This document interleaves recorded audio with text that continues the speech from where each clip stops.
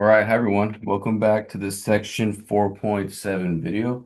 And in this video, we're going to take a look at the three cases that occur for a solution to a homogeneous Cauchy-Euler equation. So in the previous video and up above, we figured out what the auxiliary equation is. It's am squared plus bn minus am plus c. Okay, so we're going to use this to figure out a solution to a homogeneous Cauchy-Euler. So, let's look at example one. And this example is talking about unique real roots. Okay, so when an auxiliary equation provides two distinct real roots, the solution would look like this: y equals c1 x to the m1 plus c2 x to the m2. Okay, so let's look at example one. This says x squared, y double prime minus 2x, y prime minus 4y equals 0. So this is a Cauchy-Euler differential equation. Why? Well, because the general form is ax squared y double prime plus bxy prime plus cy equals 0. So this is a Cauchy-Euler differential equation.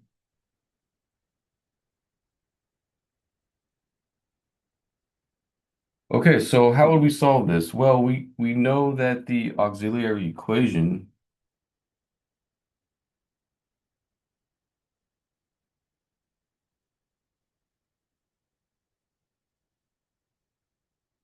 is am squared plus b minus a times m plus c equals 0.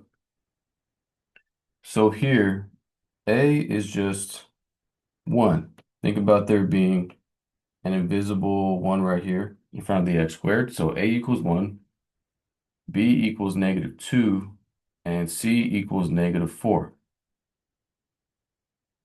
Okay, so let's create our auxiliary equation. This ends up being m squared plus -2 minus 1 times m, and then minus 4 equals 0. So this ends up being m squared minus 3m minus 4 equals 0. And this quadratic factors into m minus 4, m plus 1. And so my roots are 4 and -1. So therefore, my solution to this homogeneous Cauchy-Euler equation, we'll just use y sub c to keep this complementary language keep continuing. But I'm going to use my distinct root formula up here. And so this would be c1 x to the 4 plus c2 x to the -1.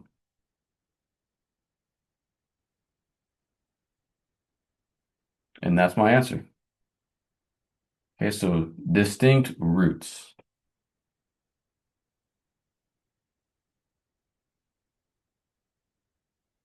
Distinct roots, M1 and M2. Okay, so that's case one. Case one is unique distinct roots. So let's go ahead and look at our second case now, where we have a repeated root. So case two, repeated root. So when an auxiliary equation provides repeated roots, just a M1, it's the same root, the solution would look like this: C1 x to the m plus C2 x to the m, but we need to tack on this extra natural log of x, okay, so that we don't have linearly dependent solutions. Okay, so let's go ahead and try that out. So, you know, 4x squared y double prime plus 8x y prime plus y equals 0. This is Cauchy-Euler. Okay.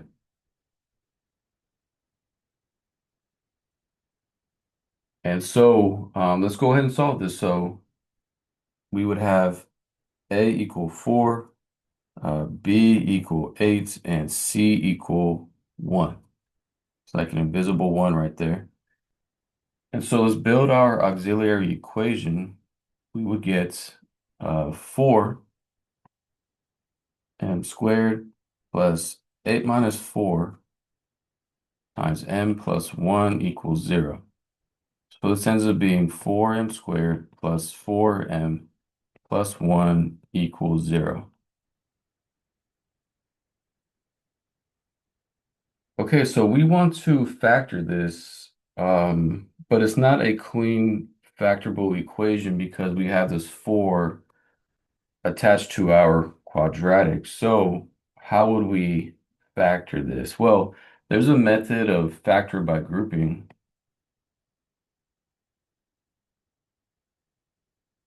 Okay, you probably learned this before in your faint algebra.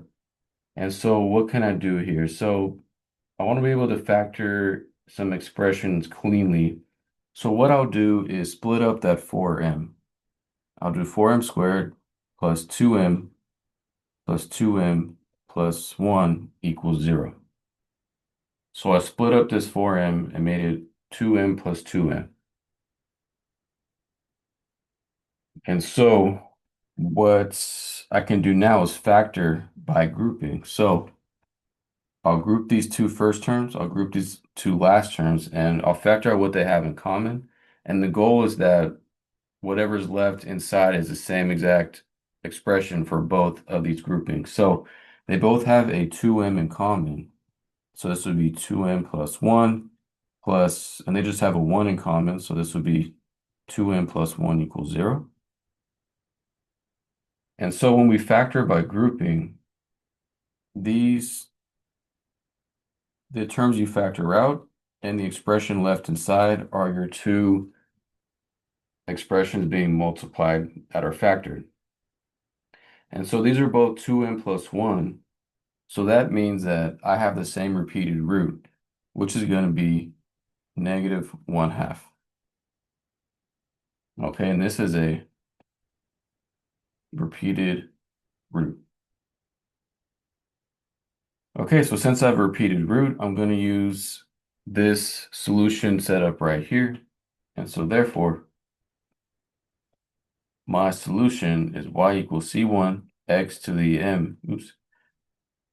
x to the negative 1/2 plus c2 x to the negative 1/2 natural log of x.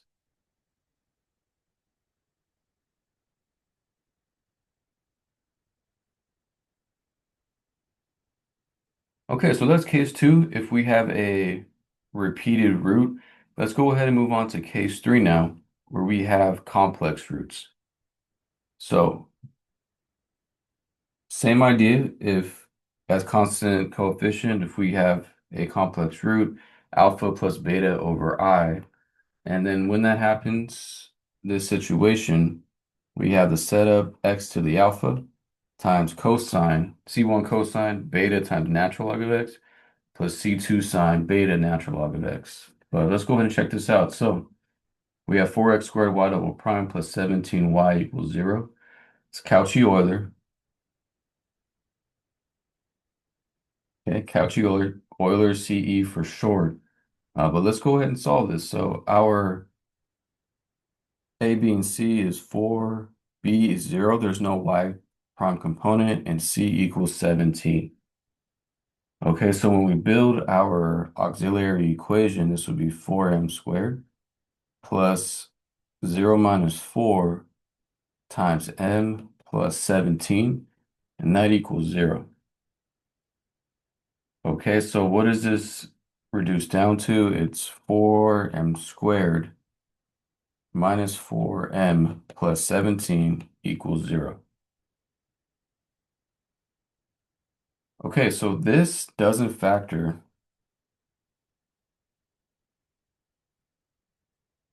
And when we have a quadratic that doesn't factor, we need the quadratic formula. Okay, so just in case you don't remember the quadratic formula, it's, you know, x equals negative b plus or minus the square root b squared minus 4ac all over 2a. So we're going to use this quadratic formula to figure out what the roots of this auxiliary equation would be. So let's go ahead and try it out. We would have, we're going to use m because that's our root, not x.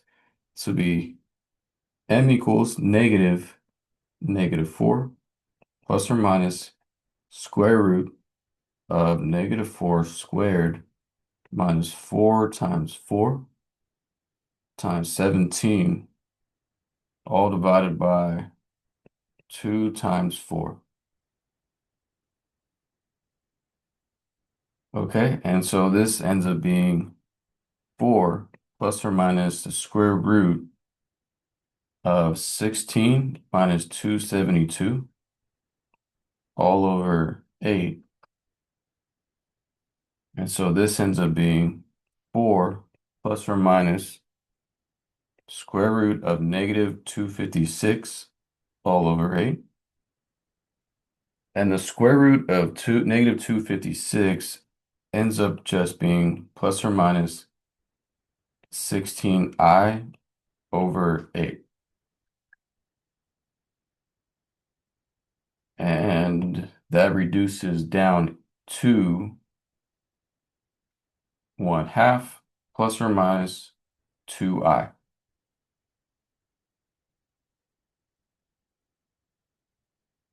Okay, so remember our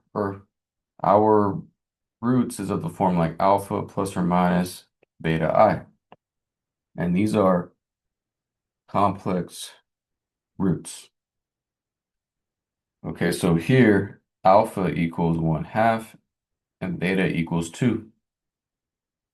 So when I set up my solution, I'm gonna use this solution right here. So just plug in alpha and beta, and what we get is, therefore, y sub c equals x to the 1/2 all times c1 cosine of 2 natural log of x plus c2 sine of 2 natural log of x. And that's my solution. Okay, so that is my solution for complex roots. And we looked at the 3 different cases: complex roots, repeated roots, and unique distinct roots, and what their different solutions look like. Okay, so we're going to use this complementary component to be able to figure out a non-homogeneous Cauchy-Euler solution. But we'll try that in the next video. But thank you for watching, and I'll see you there. All right, take care.